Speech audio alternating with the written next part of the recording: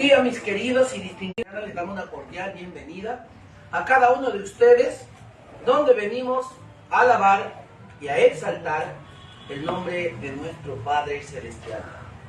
Nos sentimos complacidos y honrados en poder alabar y exaltar el nombre de nuestro Padre.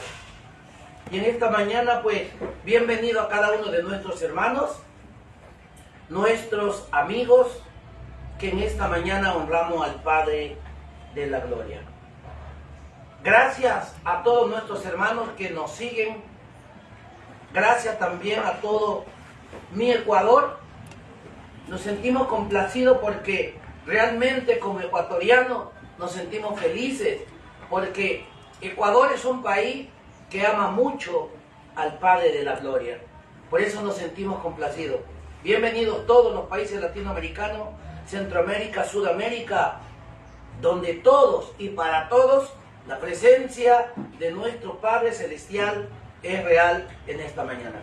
Muy bien, vamos entonces de una vez a postrarnos de rodillas para tener una palabra de oración, orar por nuestro país, por nuestros amigos, por la salud, por la protección del cielo, porque solamente dependemos de aquello. Vamos a orar.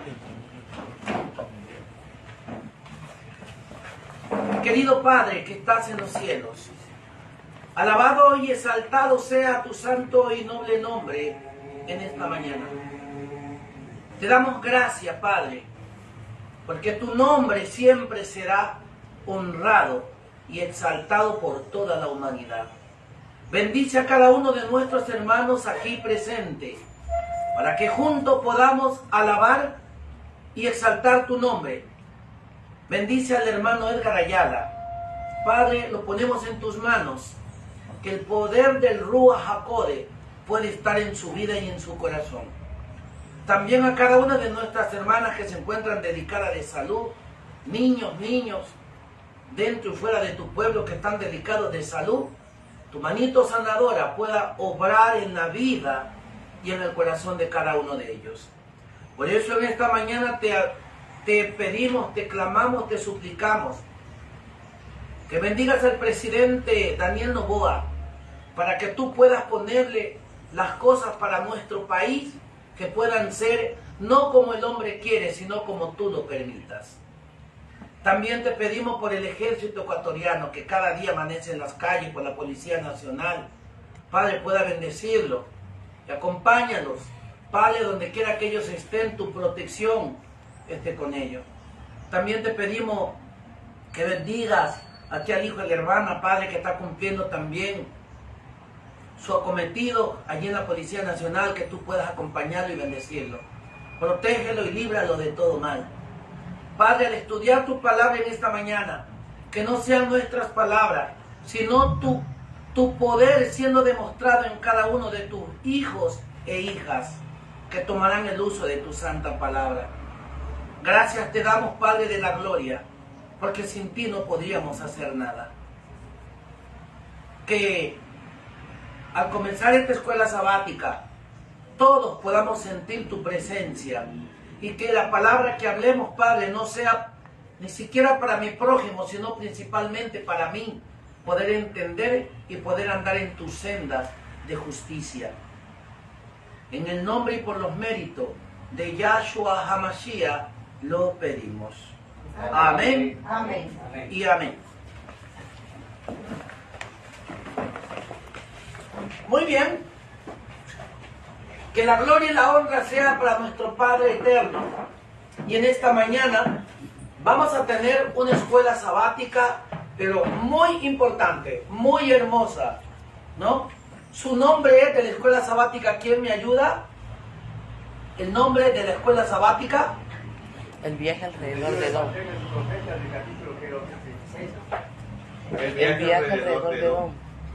El viaje alrededor de Edom. Qué interesante. Y vamos a ver de qué se trata. Hay un desenlace entre el Padre Yahweh y el pueblo de Israel. ¿Cómo podemos confiar? ¿Cómo confiaron ellos? ¿Y por qué era la desesperación?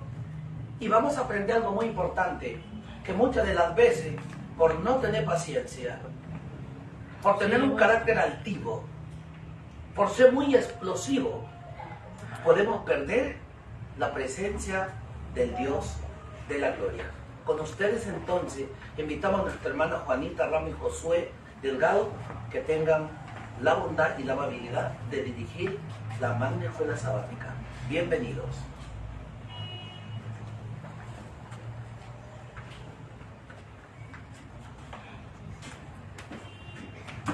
Shabbat Shalom, mis hermanos, para cada uno de ustedes.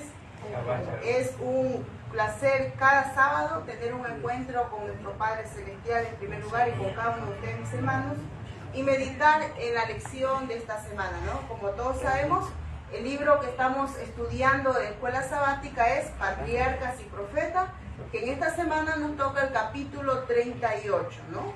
Imagínense, ya vamos más de la mitad del capítulo del libro Patriarcas y Profetas, ¿no? ¿Y el tema cómo es, Josué? ¿El título de esta semana? El viaje alrededor de Edom. Capítulo 38. Sí, capítulo 38. Capítulo 38.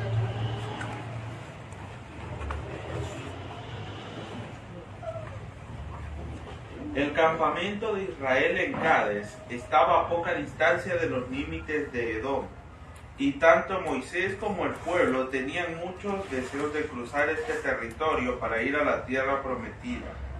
Así que tal como Dios les había mandado, enviaron este mensaje al rey de Edom. Así dice Israel tu hermano, tú has sabido todo el trabajo que nos ha venido. Como nuestros padres descendieron a Egipto y estuvimos en Egipto largo tiempo, y los egipcios nos maltrataron, y a nuestros padres, y clamamos a Yahweh, el cual oyó nuestra voz envió ángel y sacónos de Egipto.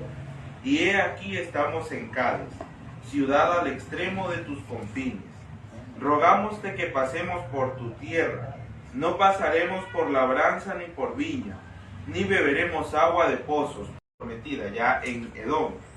O sea, ya estaban comenzando a entrar a esa tierra fértil que se les había prometido.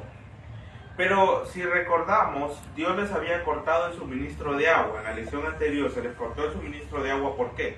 Porque debían pasar justamente por Edom. Y ya era una región fértil en la que había agua y alimento suficiente.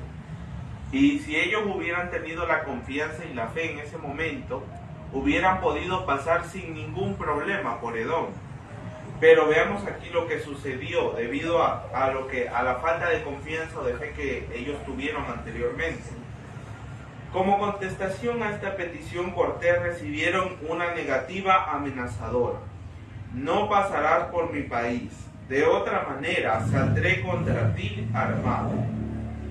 Vemos aquí que por haber desfallecido, o sea, por haber desconfiado en ese momento, que nada más era por el agua, porque sabemos que Dios les había provisto el agua durante todo el camino, por haber desconfiado en ese último momento, por ese motivo, o sea, se dañó por completo el plan que Dios tenía para ellos. O sea, y ahora ellos debían haber pasado por Edom pacíficamente, porque recordemos que Dios les había dicho que ellos pasarían por ahí y que no tendrían problema alguno. Pero por haber desobedecido, Dios les quitó, digamos, esa protección que tenían en ese momento. O sea, ya no se garantizaba que pasaran por ahí seguros, sino que ahora, por haber desobedecido, ahora estaban obligados a dar vuelta. Ya no podían pasar por en medio de Edom, sino que tenían que rodearlo. Y ahora, y dice que nuevamente ellos enviaron amablemente la misma petición al rey, y la respuesta fue la misma. Y ahora ellos comenzaron a observar que en los pasos, o sea, para entrar a la tierra de Edom, ya habían tropas armadas. O sea, ya les estaban bloqueando el paso. Si daban un paso dentro de los territorios de Edom, iban a ser atacados, lo cual no era el plan de Dios. Sucede que la tierra de Edom, los habitantes de esa tierra eran descendientes de Esaú. Dios les había dado por heredad a ellos esa tierra. Ellos no estaban autorizados a actuar con violencia sobre los edomitas. ¿Por qué? Porque el pueblo de Edom estaba todavía en su tiempo de gracia. O sea, sus pecados no habían llegado al límite como para destruirlos, como estaba destinado para el resto de los cananeos. O sea, ellos todavía gozaban de su tiempo de gracia, por ende no podían atacarlos.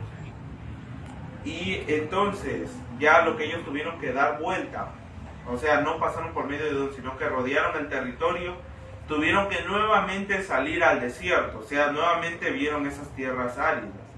Y ahora a ellos les parecían que eran aún más áridas. ¿Por qué motivo? Porque después de que ya habían estado, prácticamente se acostumbraron a ver ya una tierra fértil, porque había comenzado a entrar a la tierra prometida, nuevamente tendrían que volver al desierto, o sea, rodeando este territorio. Vemos aquí, o sea, las consecuencias que trajo la desobediencia, que aunque pareciera que hubiera sido en un momento muy pequeño, algo que insignificante, ahora vemos que trajo grandes consecuencias. Y algo muy importante que aquí la hermana Elena recalca en la última parte de la página, nos dice: es importante creer en la palabra de Elohim y actuar de acuerdo a ella enseguida, mientras los ángeles están esperando para obrar en favor de nosotros. Los ángeles malos están siempre listos para disputar todo paso hacia adelante. Y cuando la provisión de Elohim manda a sus hijos que avancen, cuando Él está dispuesto a hacer grandes cosas por ellos, Satanás los tienta a desagradar al Adón por su vacilación. Y vacilación y tardanza. Trata de encender un espíritu de contienda y de despertar murmuraciones o incredulidad, con el fin de privarnos de las bendiciones de Elohim, que desea otorgarles. Los siervos de Elohim deben ser como minuciosos, siempre dispuestos a avanzar tan pronto como su providencia abra el camino. Cualquier tardanza que haya de su parte da tiempo a que Satanás obre para derrotarlos. Imagínense, ¿no? Dice que cuando nosotros debemos de confiar, dice inmediatamente en la palabra del Padre Celestial. ¿Por qué? Porque ¿qué le pasó a Moisés y Aarón? Ellos desconfiaron al momento que era, por ejemplo, lo que vimos la semana pasada de cuando golpearon la roca. Ellos, en lugar de obedecer la palabra del Padre Celestial, ¿qué hicieron ellos? Actuaron con ira, por impulso, ¿no? O sea, se dejaron llevar por su impulso, por el impulso humano, ¿no? Y ahí vemos la consecuencia. Ya no tenían acceso a pasar por Edom, que por muy amables que ellos se portaron, que mandaron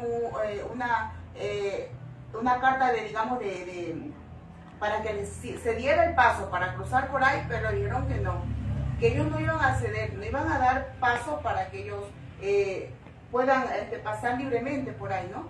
Entonces vemos la consecuencia. Quiere decir que ya el Padre Yahweh, ya su protección ya no estaba con ellos. ¿Pero por qué? Por la desobediencia. Un poquito, espérate. Sí me gustaría que nosotros tomemos la atención respecto a aquello. Miren cuán importantísimo es aprender a dominar o a controlar nuestros impulsos. ¿Cuánto daño podemos hacernos nosotros mismos y a las demás personas? ¿Saben lo que yo entiendo aquí? Miren que por no tener paciencia, por no aprender a controlar sus impulsos, miren el daño que se les sucedió. No, miren que yo he estudiado tantos años mirando y nos damos cuenta que por no aprender a controlar su carácter, les tocó dar más de 40 años, da vuelta y da vuelta. Y a veces por los impulsos lanzamos palabras y herimos a personas. Y bueno, es que yo soy así, hermano, no. Yo también cuando tenía un poco de bastante de ignorancia decía así, no es que yo soy así, que a mí no me cambia nadie. No podemos actuar de esa manera, porque le podemos hacer mucho daño a muchas personas. Miren, estando allí, por lo más que ellos fueron después, humildemente, con palabras buenas, no, ustedes no pasan por aquí. Les tocó, ¿saben cuál fue el resultado? 40 años dando vuelta ahí mismo. ¿Se acuerdan lo que yo les decía la otra vez?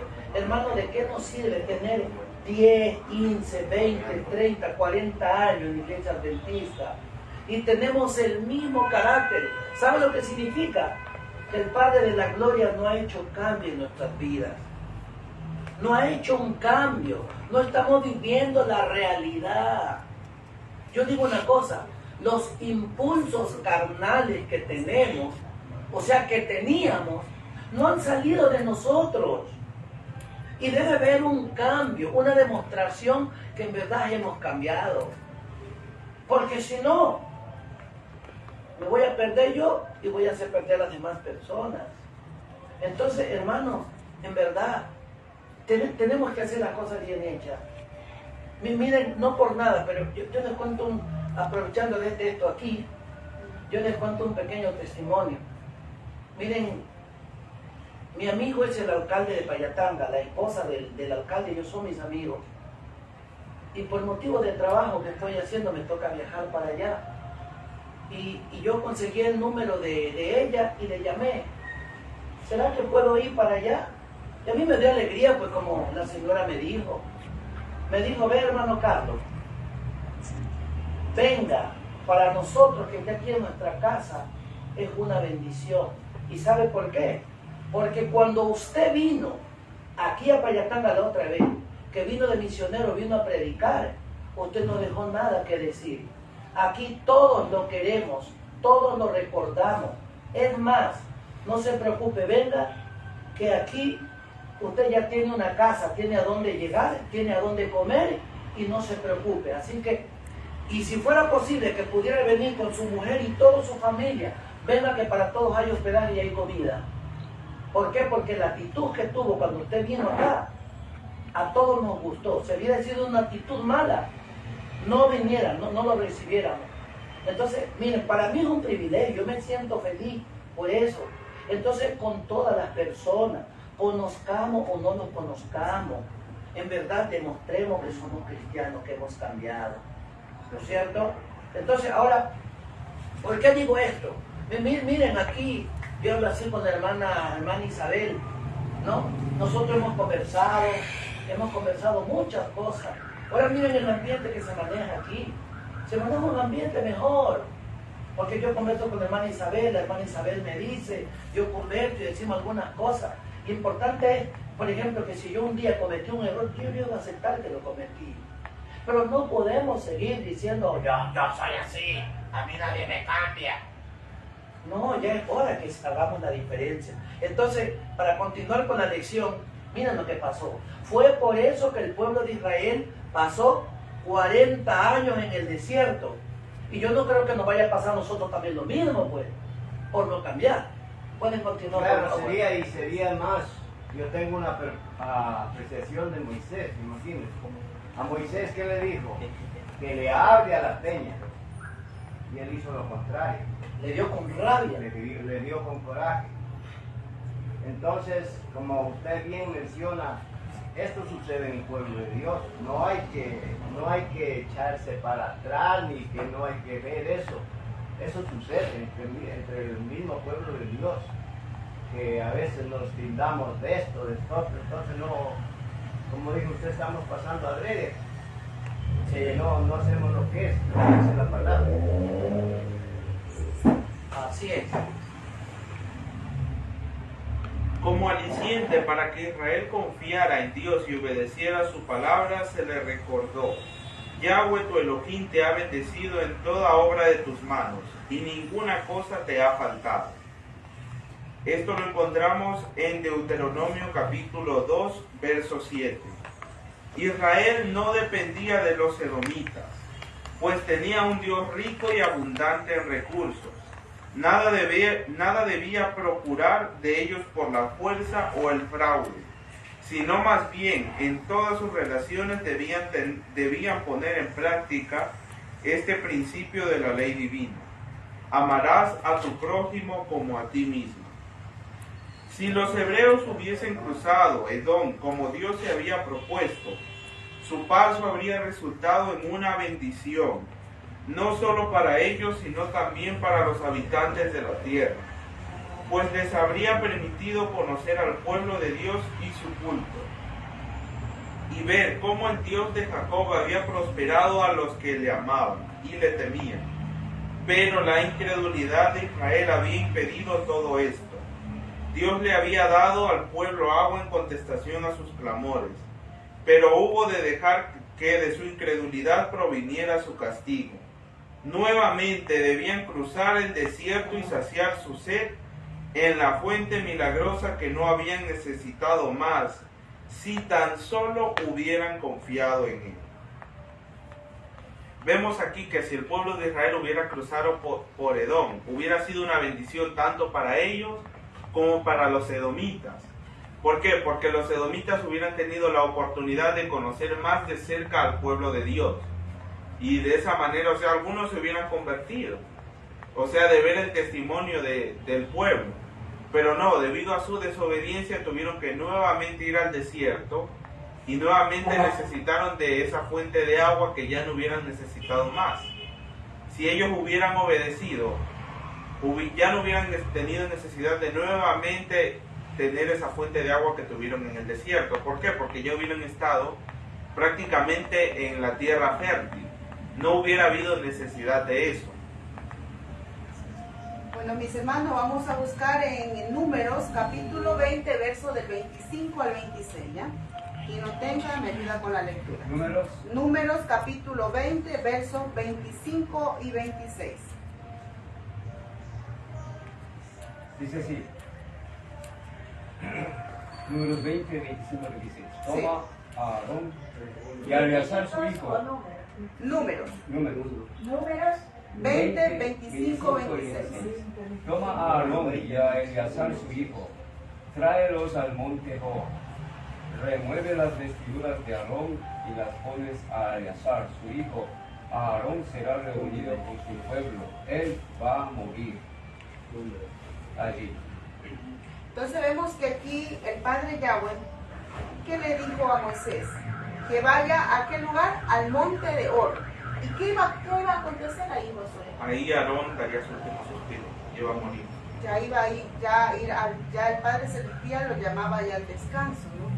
Entonces vemos que se fue Moisés, Aarón y el hijo, ¿cómo se llama? Eleazar, ¿no? Dice que ya para este entonces cada uno de ellos tenían ya 120 años. O sea, ya había pasado bastante tiempo. Ya sus cabellos estaban blancos. Y a medida que iban subiendo por aquel monte, dice que ellos disfrutaron cada momento, o sea, a medida que iban subiendo. ¿Por qué? Porque, o sea, más que todo Moisés, porque él sabía que era la última vez que iba a ver a su hermano. O sea, habían trabajado tantos años juntos en la obra que Dios les había encomendado. Y, o sea, de todas formas, para Moisés era algo doloroso ya tener que separarse de su hermano. Durante muchos años, Moisés y Aarón habían caminado juntos, ayudándose mutuamente en sus cuidados y en sus labores. Juntos habían arrostrado innumerables peligros y habían compartido la señalada bendición de Dios. Pero ya había llegado la hora en que debían separarse. Marchaban lentamente, pues cada momento que pasaba en su compañía mutua les resultaba sumamente precioso. El ascenso era escarpado y penoso, y durante sus frecuentes paradas para descansar, conversaban en perfecta comunión acerca del pasado y del futuro. Ante ellos, hasta donde se perdía la vista, se extendía el escenario de su peregrinación en el desierto. Abajo en la llanura acampaban los vastos ejércitos de Israel, a los cuales estos hombres escogidos habían dedicado la mejor parte de su vida, por cuyo bienestar habían sentido tan profundo interés y habían hecho tan grandes sacrificios. En algún sitio más allá de las montañas de Edom estaba la senda que conducía a la tierra prometida, aquella tierra de cuyas bendiciones Moisés y Aarón no gozarían. Ningún sentimiento rebelde había en su corazón, ninguna murmuración salió de sus labios, aunque una tristeza solemne embargó sus semblantes cuando recordaron lo que les impedía llegar a la herencia de sus padres. Vemos aquí cuán triste fue para ellos recordar en esos últimos momentos, o sea, cuál era la razón por la que ellos no iban a poder entrar a la tierra prometida. Ellos no iban a poder gozar ni siquiera, o sea, de ninguna de las bendiciones que ésta ofrecía, debido a la desobediencia, o sea, que desconfiaron en ese último momento. Vemos que también recordaban ellos que 40 años antes, o sea, cuando Aarón fue llamado, él fue llamado a la edad de 83 años. Ahí fue que él fue llamado a dirigir el pueblo de Israel. O sea, ellos recordaban con cierta nostalgia cuánto habían luchado y que justamente en ese último momento lo habían perdido. Habían perdido esa grandiosa oportunidad de la tierra prometida. Dios quería que estos grandes caudillos de su pueblo representasen a Yahshua. Aarón llevaba el nombre de Israel en su pecho. Comunicaba al pueblo la voluntad de Dios. Entraba en el lugar santísimo el día de expiación, no sin sangre, como mediador en pro de todo Israel. De esa obra pasaba a bendecir a la congregación como Yahshua vendrá a bendecir a su pueblo que le espera, cuando termine la obra expiatoria que está haciendo en su favor. El exaltado carácter de aquel santo cargo como representante de nuestro gran sumo sacerdote fue lo que hizo tan grave el pecado de Aarón en Cádiz. Ahora detengámonos aquí para analizar un detalle importante. Vemos aquí que debido al cargo que Aarón tenía, fue lo que hizo más grave su pecado. ¿Por qué? Porque él tenía mucho conocimiento. Y al él haber actuado de esa manera frente a la peña en Cádiz, o sea, hizo aún más grave su pecado. Porque debido al gran conocimiento que él poseía, él prácticamente era el sacerdote, o sea, era el símbolo de nuestro sumo sacerdote en el santuario celestial. Y como era el sumo sacerdote, era el que entraba una vez al año al lugar santísimo, ¿no? Entonces vemos esa responsabilidad grande que tenía Aarón, ¿no? Pero a pesar de todo, imagínense algo también que cometió grave Aarón. ¿Sí recuerdan cuando recién salieron de la tierra de Egipto? ¿Qué pasó?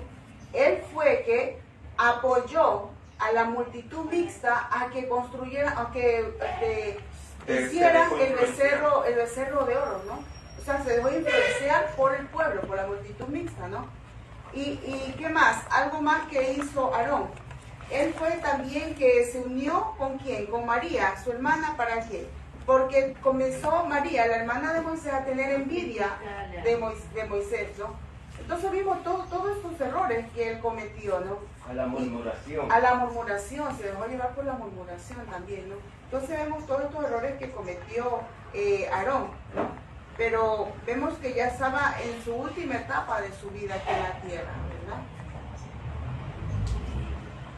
El hecho de que faltaran del campamento los dos grandes jefes y de que los acompañara Eleazar, quien, como era bien sabido, había de ser el sucesor de Aarón en el santo cargo, despertó un sentimiento de aprensión y se aguardó con ansiedad el regreso de ellos.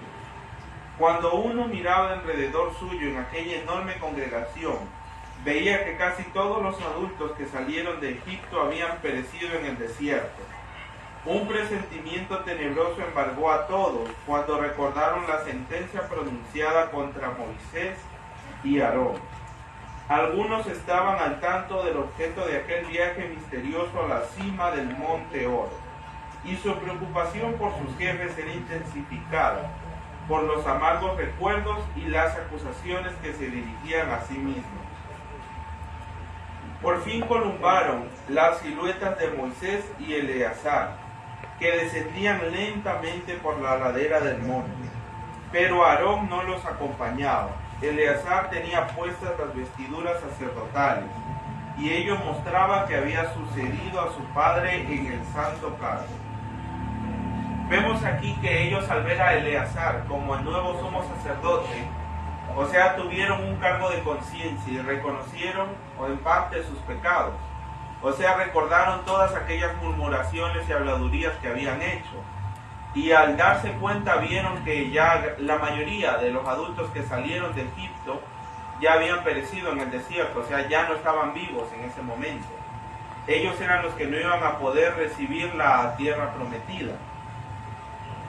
O sea, y ellos meditaron en los errores que habían cometido en el pasado, a lo largo de la peregrinación que habían tenido.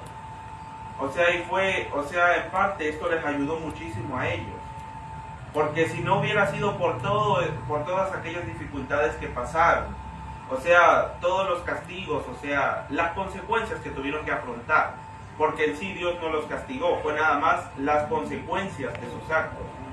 O sea, esto sirvió para reprender a esta nueva generación que iba a entrar ahora a la tierra prometida. O sea, esto les iba a servir a ellos de lección, para que no vuelvan a cometer los mismos errores que habían cometido sus padres. Y también, mis hermanos, queremos darnos cuenta, todo lo que está escrito en este libro, lo que pasaron el pueblo de Israel, por algo está escrito, ¿no? Para que nosotros no caigamos en las mismas tentaciones o percances que tuvieron Moisés, Aarón y todo el pueblo, ¿verdad? O sea, no nos dejemos llevar por las murmuraciones o no nos dejemos llevar por la ira, ¿no? Como tuvieron Moisés y Aarón, ¿no? Dice, por fin distinguieron las siluetas de Moisés y Eleazar, ¿no? Cuando ya bajaron del monte de Or, ¿no? Quienes descendían lentamente por la ladera del monte, pero Aarón no los acompañaba. Eleazar tenía puestas las vestiduras de ¿qué? Sacerdotales. ¿Por qué? Porque Eleazar, hijo de Aarón, era el que quedaba en reemplazo de ¿quién? De Aarón, ¿verdad? Su padre. Y ello mostraba que habría sucedido a su padre en el santo oficio, cuando el pueblo con pesadumbre en el corazón se congregó alrededor de su líder. Moisés le dijo que Aarón había muerto en su brazo en el monte de Or y que ellos le habían dado sepultura. La congregación prorrumpió en llanto y en lamentación por todos pues todos amaban a Aarón. Aunque tan a menudo le habían causado dolor, le hicieron duelo por 30 días a todas las familias de Israel. Con respecto al entierro del sumo sacerdote de Israel, las escrituras registran sencillamente, allí murió Aarón y allí fue sepultado. Vemos aquí cómo la muerte de Aarón no fue algo que hicieron como se acostumbra ahora, ¿no? Que muere una autoridad y es tanto homenaje, tanto, digamos... los ramos de flores, las velas, sí, pues, todo. O sea, tanta pompa, ¿no? Se podría decir, ¿no? Sino que fue algo tan sencillo. Subieron al monte, ahí el padre Yahweh lo llamó al descanso a Aarón, y ahí quedó sepultado, ¿no?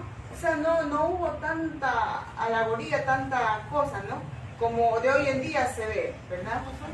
Claro, aquí también nos da una lección, que cuando tengamos algún familiar o algún ser querido que fallezca, o sea, no debemos, o sea, tomar esta misma posición que toma el mundo, de llenarlo de flores, ponerle en la mejor tumba, el mejor ataúd, la lápida más bonita, porque sabemos que todo eso es algo que ya no tiene sentido alguno, porque la persona nunca va a saber qué le pusieron.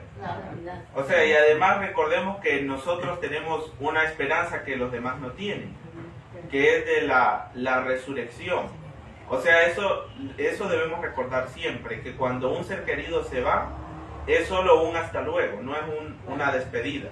Porque recordemos que va a resucitar y vamos a volver a reunirnos con ese ser querido. Perdón la palabra. El concepto de paganismo, especialmente el paganismo católico romano, es que los muertos todavía están conscientes. Entonces por eso es que se apana, que la gente muere y ahí le rinden los honores. Pero estando en vida, casi no. Pero cuando muere, como piensa que está consciente muerto, entonces para que su alma no muere, reivindicarse de sus desatenciones de vida, ahora quieren recompensar al muerto en un bonito ataúd, etc. Es por las concepciones con respecto a la vida. O sea, un dicho que sabe decir, sí, hermano, ya le di la palabra, un dicho que sabe decir un cuñado, sabe decir, en vida es todo. O sea, en vida hay que demostrarle a esa persona que uno le aprecia, le quiere, ¿no? Pero no cuando ya está en el descanso, ¿no? Sí, diga, hermano. Hermano, en el concepto que estamos viendo, aprendiendo, ¿no? Vemos que son 40 años en un desierto, ¿no? Así. Y para nosotros, ¿qué significa un desierto? Un desierto significa la desobediencia para todo ser humano. Hoy el mundo está lo mismo. Está en un desierto por la desobediencia de ellos mismos. Ahora nosotros y el mundo, Dios nos ha dado aquí en Salmos 90:10. ¿Qué nos dice? Los días de nuestra edad son 70 años. Y si en los más robustos son 80 años. Démonos cuenta allí que todo ese tiempo que nosotros hemos vivido, tenemos que aprovechar la palabra del Señor. 80 años que han estado Abraham, o sea, Moisés, ¿no es cierto? Moisés era Aarón, ¿no? Moisés y Aarón, 40 años en el Ahora desierto. imagínense que ellos, 80 años, a la edad de ellos ya ellos todavía estaban con estos repulsivos de ser un ser humano, ¿no? Porque todo el pueblo que tenía ese mal carácter, eso también podemos decir aquí también en la iglesia, si uno está en mal carácter, contagia hasta el pastor. Debemos tener cuidado en ese punto, de que si nosotros venimos a una iglesia, venimos a venir a tener reverencia. No como la vez pasada, un hermano aquí hubo que se exaltó, ¿no? Y eso para nosotros no es conveniente que tengamos ese problema. Amén. Así es. Aquí dice en la última parte de lo que estaba Josué leyendo, dice, no se honra a Dios en las grandes demostraciones que se hacen a veces a los muertos, y en los gastos extravagantes en que se incurre para devolver sus cuerpos al polvo. O sea, es en vano hacer demasiado gastos extravagantes, ¿no? Sino más vale procurar que esa persona vaya consciente al descanso de que hay un Dios en la tierra, perdón, un Dios en los cielos, el cual nosotros estamos aquí esperando, ¿no? También para su segunda venida, ¿no? Una Juanita, perdón, un punto más. Recordemos que el negocio de la vida católica es un negocio, porque todo es dinero. Para nacer hay que pagar, para el bautismo, para el matrimonio, hasta para la muerte hay que pagar. Es un negocio, toda esa plata va a dar del Vaticano. Entonces, este armatoste que han formado es una creación de intereses económicos, porque los sepultureros que fabrican los ataúdes, todo eso ganan dinero, y si eso se acabara, imagínense cuánta gente quiere ese trabajo. Por tanto, ellos tienen que mantenerse con esta tradición de honrar a los muertos. Así es, lamentablemente es puro negociado, ¿no? Perdón. Y lo que hace ver la lectura es que realmente la sencillez, como que Dios quiere que nosotros enterremos a nuestros muertos.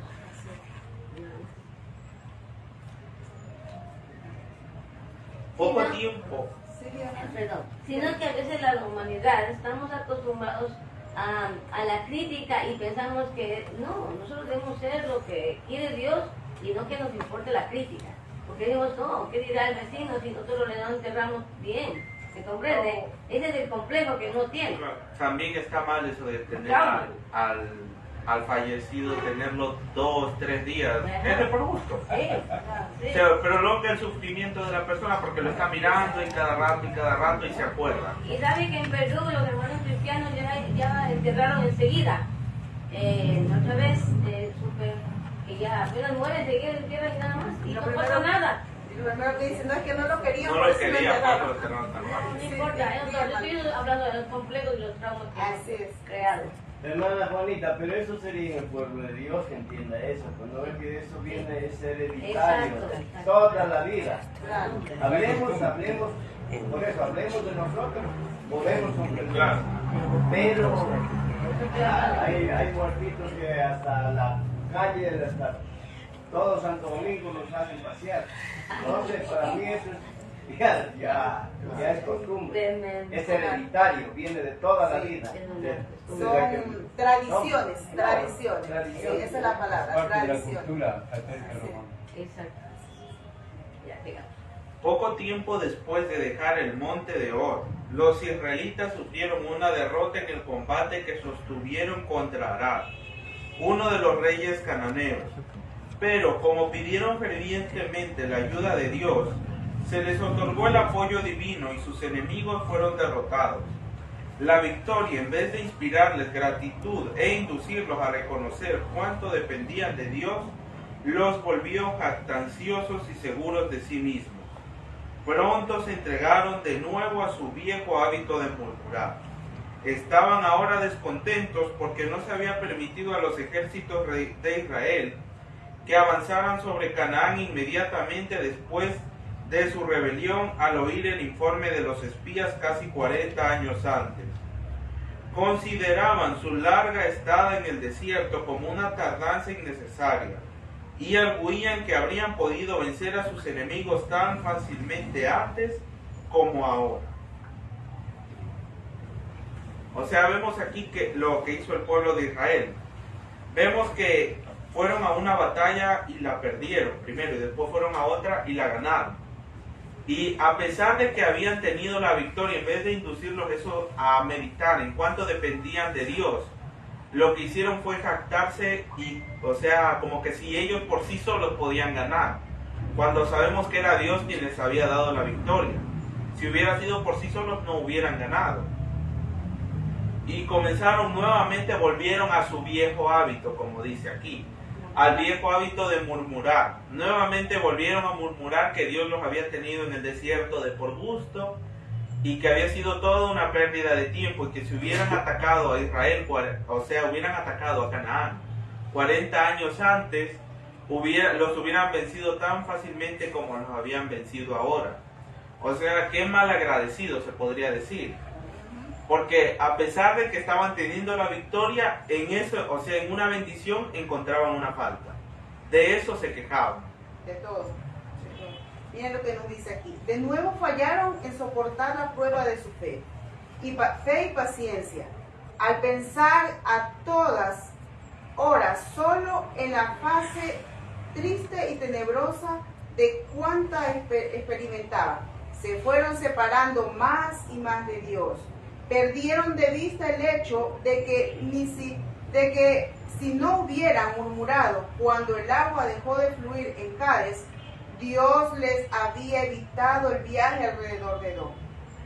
Elohim les deseaba cosas mejores. Debieran haber llenado su corazón de gratitud hacia Él porque les había infligido tan leve castigo por su pecado. En vez de hacerlo, se jactaron diciendo que si Dios y Moisés no hubiesen intervenido, ahora estarían en posesión de la tierra prometida, ¿no? Qué atrevidos, no se podría decir, ¿no? ¿Cómo? O sea, culpable enseguida. No, es exactamente más. Enseguida buscaban, señalaban la culpa, le culpaban a Dios directamente, le estaban culpando, ¿no? Que si Moisés y Dios no hubieran intervenido, ellos ya estuvieran en la tierra prometida.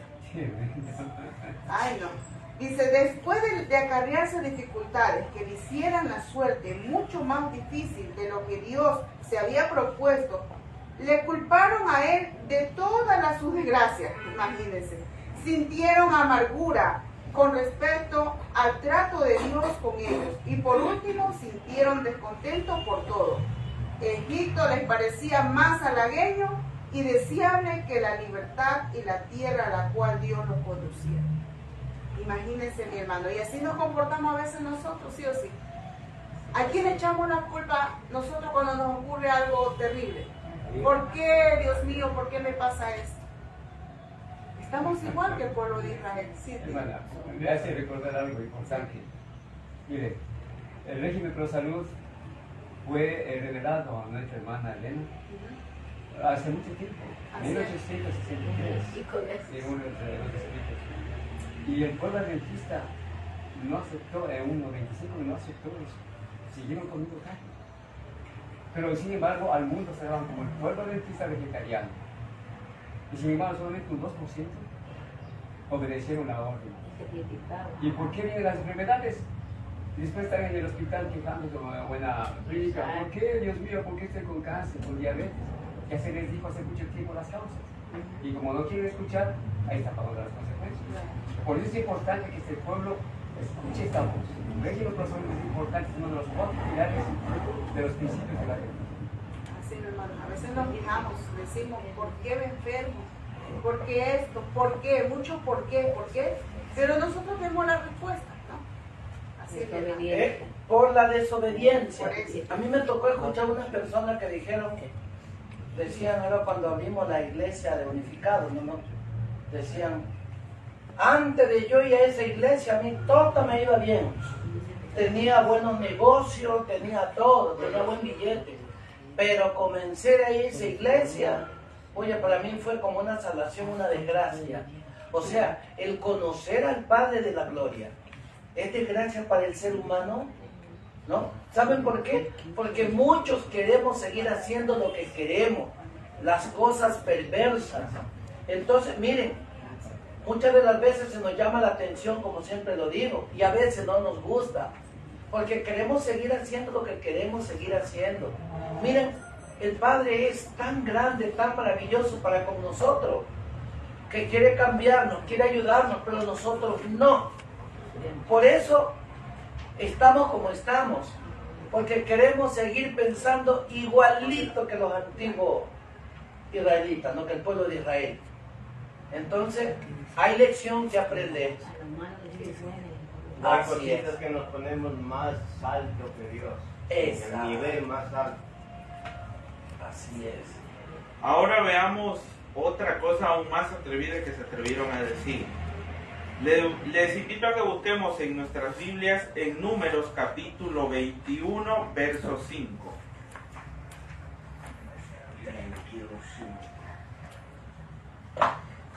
21:5 dice, el pueblo habló contra Elohim y contra Moshe, ¿por qué nos sacaste de Misraim, Egipto, para morir en el desierto?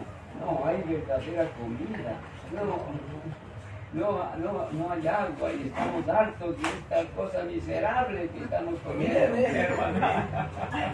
Qué ve. O sea, ellos tuvieron un privilegio que ningún otro ser humano ha tenido en toda la historia. O sea, comer el pan del cielo directamente. Directamente, y se atreven a decir, tenemos fastidio de este pan tan miserable. Y ahora en la actualidad, mis hermanos, ¿cuál sería el pan del cielo? La verdad que se nos ha dado. Palabra de Dios. Yahshua, él dice, yo soy el pan del cielo, Exacto. el Señor del cielo. La verdad que Dios nos ha revelado en su palabra. ¿Y qué hacemos muchas de las veces? Despreciamos, decimos, no, yo ya tengo suficiente conocimiento y no necesito aprender más nada. Claro. Yahshua escribió, habló, dijo, yo soy el pan que descendió del cielo. El que viene a mí nunca tendrá hambre, y el que cree en mí no tendrá sed jamás. Él es el pan del cielo. Esta es la respuesta. Así está como acá. Bueno, hasta este sábado vamos a dejar la lección hasta ahí. Lo que continúa, vamos a continuar meditando la siguiente semana, porque ya nos quedamos sin tiempo. Claro, porque no podemos dejar pasar por alto, mis hermanos, Claro. porque lo que sigue es más duro aún, ¿no? Y tenemos que aprender de estos errores que cometieron nuestros hermanos israelitas del pasado. Y nosotros como pueblo de Israel tenemos que vernos, como que estamos viendo en un espejo, ¿no? Cada uno de lo que tenemos que enmendar o corregir, ¿no? Exactamente, mi hermano. Los pecados cuando siempre hay. Así es. Y no hay. Entonces, ¿hasta qué página nos quedaríamos, Josué, para que los hermanos sigan? Hasta la página 395. Y para los que tienen la versión antigua sería la página 456. Y para seguir meditando más acerca del viaje alrededor de Edom, ¿no? Gracias, mis hermanos, por su atención, y esperamos para el próximo sábado seguir meditando más acerca del viaje que tuvieron el pueblo de Israel alrededor de Edom, ¿no? Gracias, mis hermanos, que el Padre Eterno los bendiga. Amén.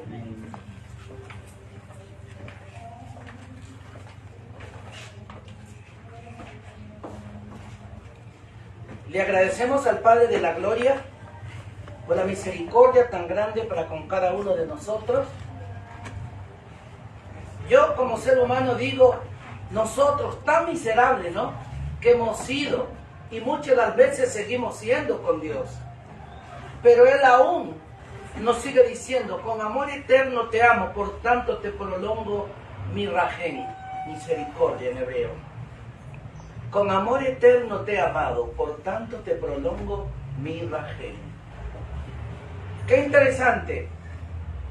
Él siempre nos da misericordia para con cada uno de nosotros. Pero bueno, lo que está sucediendo de hoy en día es para que cada uno de nosotros meditemos y comencemos a cambiar. Y yo creo que la pregunta que me la hago yo principalmente, ¿a quién estoy siguiendo? ¿Estoy siguiendo al Padre de la Gloria o estoy siguiendo al Padre de las tinieblas?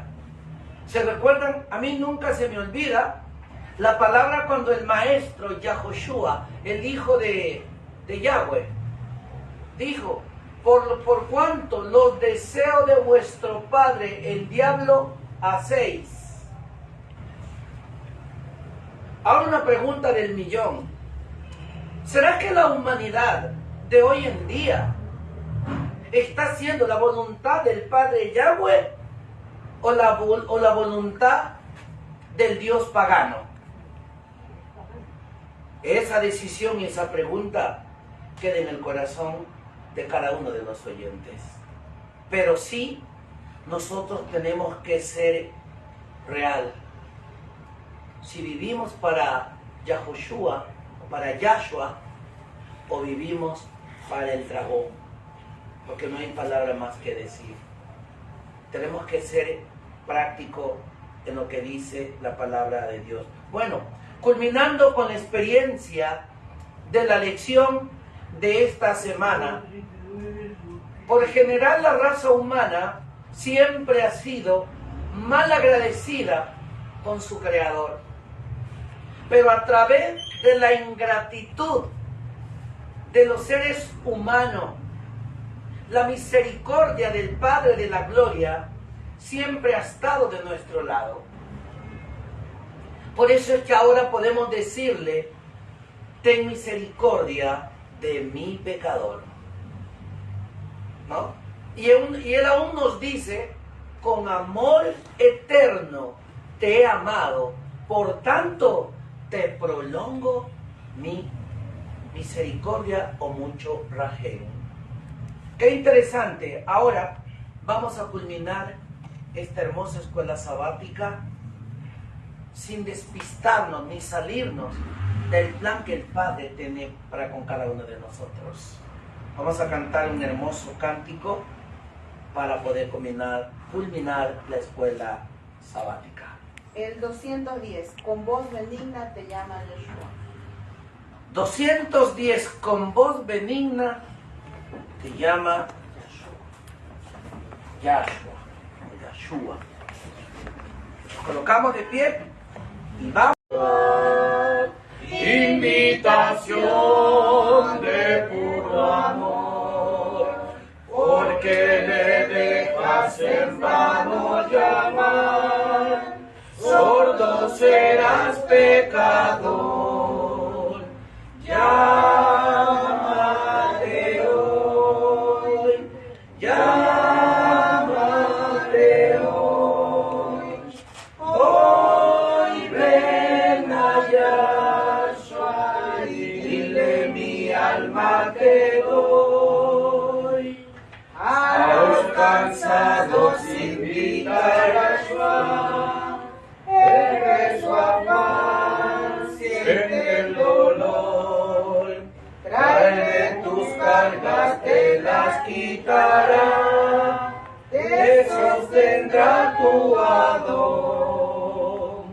Llámate hoy, llámate hoy, hoy ven allá, y dile mi alma te doy, siempre aguardándote mira Yahshua, dando esperar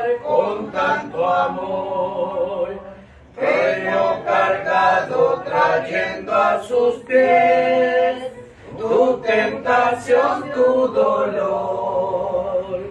Llámate hoy, llámate hoy. Hoy ven a Yahshua, dile mi alma te doy. Muy bien, vamos a orar.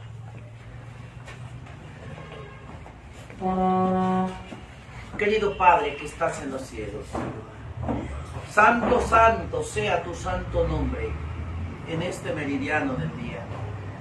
Te damos gracias, Padre de la gloria, porque reconocemos que hay un Dios y Padre para con cada uno de sus criaturas. Pedimos que tú puedas bendecirnos en esta mañana. Que las palabras que hablemos no sean de vana sabiduría, sino que sea palabra con inspiración que viene desde lo alto. Padre de la gloria, bendice a cada uno de nuestros hermanos, amigos, que hemos podido disfrutar de tu santa palabra. Ayúdanos, Padre, no solamente a escuchar, sino que también a cumplir, a poner en práctica. El libro de la educación dice que no solamente seamos oidores, sino también hacedores de tu santa palabra. Quédate con nosotros y ayúdanos a reflejar tu carácter en cada una de nuestras vidas. En el nombre y por los méritos de Yahshua HaMashiach lo pedimos. Amén y amén. Muy bien, entonces pues vamos a tener unos 3 minutitos para que vayan a tomar agüita y todo esto, ¿no? Y estamos conectados en 3 minutos nuevamente, ¿ya? Bendiciones, shalom.